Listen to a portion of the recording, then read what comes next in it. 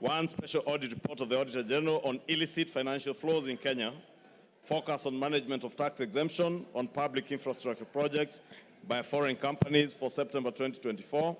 2, annual report and financial statements of Kenya Civil Aviation Authority for the year ended 30th June 2023. 3, the annual report of the National Police Service Commission for the financial year 2023 to 2024.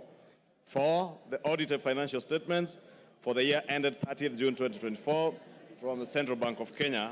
And 5, reports of the Auditor General and financial statements for the year ended 30th June 2024 and the certificates therein in respect of the following. 1, the Retirement Benefits Authority, and 2, the Insurance Regulatory Authority. Thank you, Honorable Speaker. Thank you, order members. Reduce the levels of conversation. Minority Party Whip, the Honorable Millie Odhiambo.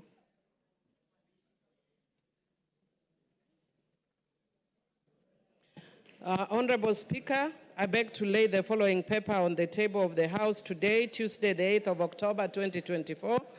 Report of the public participation on the proposed removal from office by impeachment of His Excellency Rigathi Gachagua, EGH, the Deputy President of the Republic of Kenya. Thank you. Soda.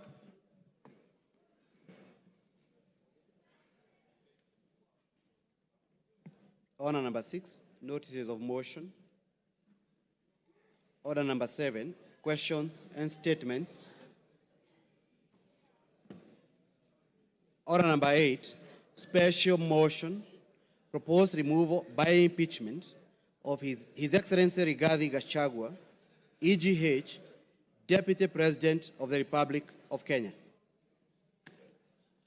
Honorable Mwengi Mutuse Ekomas, you may take the floor.